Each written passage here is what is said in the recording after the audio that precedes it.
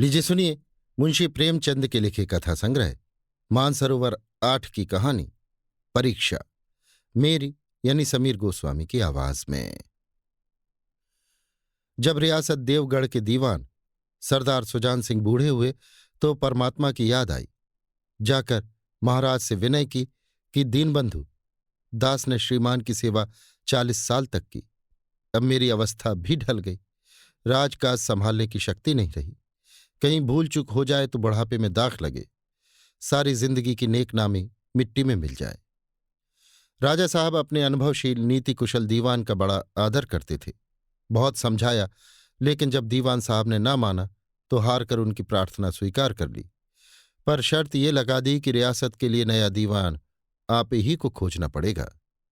दूसरे दिन देश के प्रसिद्ध पत्रों में ये विज्ञापन निकला कि देवगढ़ के लिए एक सुयोग्य दीवान की जरूरत है।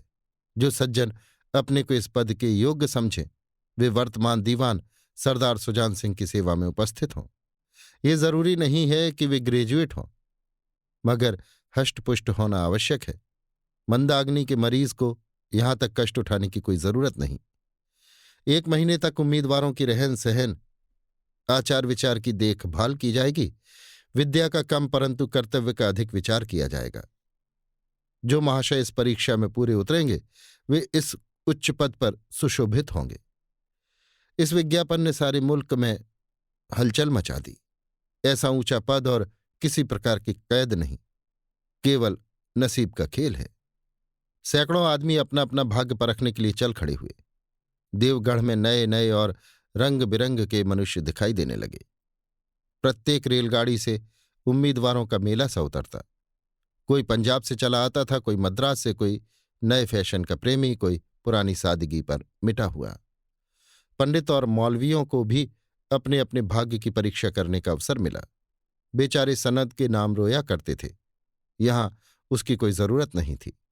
रंगीन एमा में चोगे और नाना प्रकार के अंग रखे और कंटोप देवगढ़ में अपनी सजधज दिखाने लगे। लेकिन सबसे विशेष संख्या ग्रेजुएटों की थी, क्योंकि सनद की कैद न होने पर भी सनद से पर्दा तो ढका रहता है। सरदार सुजान सिंह ने इन महान भावों के आदर सत्कार का बड़ा अच्छा प्रबंध कर दिया था। लोग अपने अपने कमरों में बैठे हुए रोजेदार मुसलमानों की तरह महीने के दिन गिना करते थे। हर एक मनुष्य अपने जीवन को अपनी बुद्धि के अनुसार अच्छे रूप में दिखाने की कोशिश करता था। मिस्टर आ 9 बजे दिन तक सोया करते थे, आजकल वे बगीचे में टहलते हुए उषा का दर्शन करते थे। मिस्टर बा को हुक्का पीने की लत थी, पर आजकल बहुत रात गए किवाड़ बंद करके अंधेरे में सिगार पीते थे। मिस्टर दा, सा और जा से उनके घरों पर नौकरों के नाक में दम था, लेकिन ये सज्जन आजकल आप और जनाब के बगैर उन नौकरों से बातचीत नहीं करते थे। महाशय का नास्तिक थे, हक्सले के उपासक, मगर आजकल उनकी धर्मनिष्ठा देखकर मंदिर के पुजारी को पदच्युत हो जाने की शंका लगी रहती थी। मिस्टर ला को किताबों से घृणा थी, परंतु आजकल वे बड़े बड़े ग्रंथ देखने पढ़ने में डूबे रहते थे। जिससे बात कीजिए वो नम्रता और सदाचार का देवता बना मालूम होता था। शर्मा जी घड़ी रात से ही वेद मंत्र पढ़ने में लगते थे और मौलवी साहब को नमाज और तलावत के सिवा और कोई काम न था। लोग समझते कि 1 महीने का झंझट है, किसी तरह काट लें, कहीं कार्य सिद्ध हो गया तो कौन पूछता है। लेकिन मनुष्यों का वो बूढ़ा जौहरी आड़ में बैठा हुआ देख रहा था कि इन बगलों में हंस कहाँ छिपा हुआ है। एक दिन नए फैशन वालों को सूझी कि आपस में हॉकी का खेल हो जाए। ये प्रस्ताव हॉकी के मंजे हुए खिलाड़ियों ने पेश किया। ये भी तो आखिर एक विद्या है, इसे क्यों छिपा रखें। संभव है कुछ हाथों की सफाई ही काम कर जाए। चलिए, तय हो गया, फील्ड बन गया, खेल शुरू हो गया और गेंद किसी दफ्तर के अप्रेंटिस की तरह ठोकरें खाने लगा। रियासत देवगढ़ में ये खेल बिल्कुल निराली बात थी। पढ़े लिखे भले मानुस लोग शतरंज और ताश जैसे गंभीर खेल खेलते थे। दौड़ कूद के खेल बच्चों के खेल समझे जाते थे। खेल बड़े उत्साह से जारी था। धावे के लोग जब गेंद को लेकर तेजी से उड़ते तो ऐसा जान पड़ता था कि कोई लहर बढ़ती चली आती है। लेकिन दूसरी ओर से खिलाड़ी इस बढ़ती हुई लहर को इस तरह रोक लेते थे कि मानो लोहे की दीवार है। संध्या तक यही धूमधाम रही। लोग पसीने से तर हो गए। खून की गर्मी आंख और चेहरे से झलक रही थी। हाँफते हाँफते बेदम हो गए, लेकिन हार जीत का निर्णय न हो सका। अंधेरा हो गया था। इस मैदान से जरा दूर हटकर एक नाला था, उस पर कोई पुल न था। पथिकों को नाले में से चलकर आना पड़ता था। खेल अभी बंद ही हुआ था और खिलाड़ी लोग बैठे दम ले रहे थे कि एक किसान अनाज से भरी हुई गाड़ी लिए हुए उसी नाले में आया।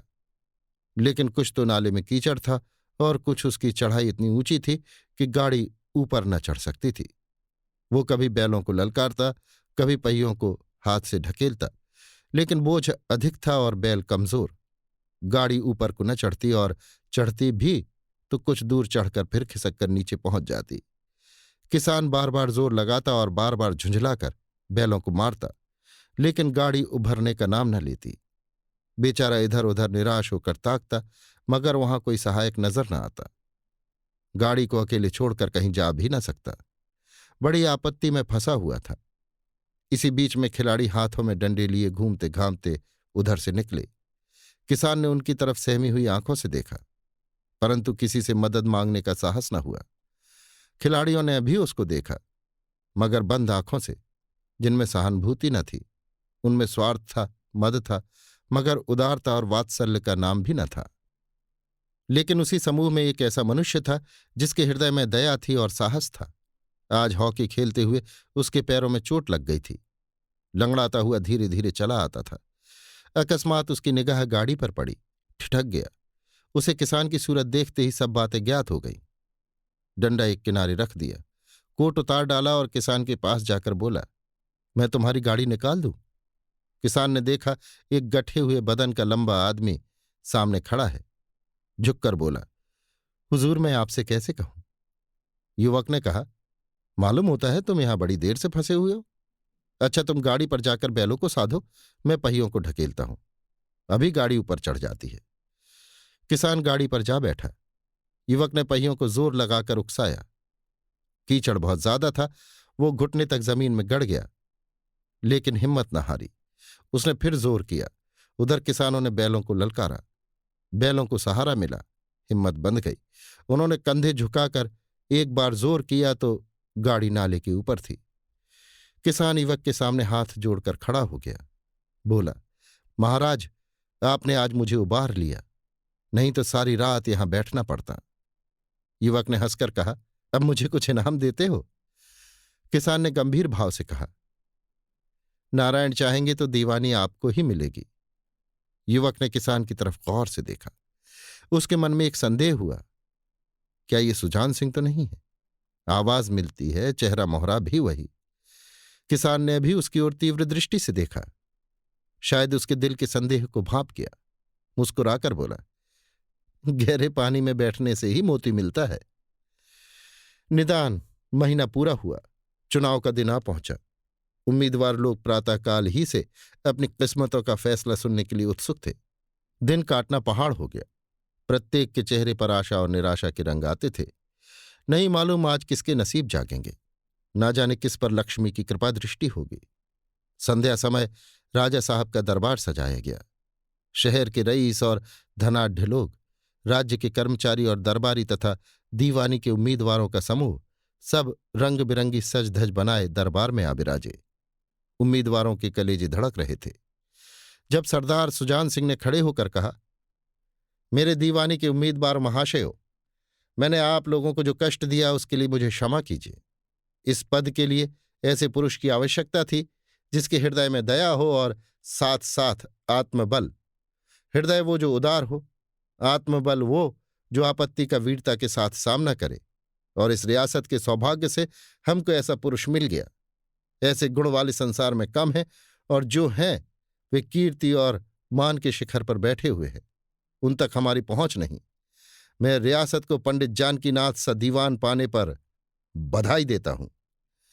रियासत के कर्मचारियों और रईसों ने जानकीनाथ की तरफ देखा।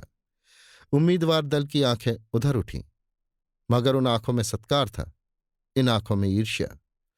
सरदार साहब ने फिर फरमाया, आप लोगों को ये स्वीकार करने में कोई आपत्ति न होगी कि जो पुरुष स्वयं जख्मी होकर भी एक गरीब किसान की भरी हुई गाड़ी को दलदल से निकालकर नाले के ऊपर चढ़ा दे, उसके हृदय में साहस, आत्मबल और उदारता का वास है। ऐसा आदमी गरीबों को कभी न सतावेगा। उसका संकल्प दृढ़ है जो उसके चित्त को स्थिर रखेगा। वो चाहे धोखा खा जाए, परंतु दया और धर्म से कभी न हटेगा। अभी आप सुन रहे थे मुंशी प्रेमचंद के लिखे कथा संग्रह मानसरोवर 8 की कहानी परीक्षा, मेरी यानी समीर गोस्वामी की आवाज में।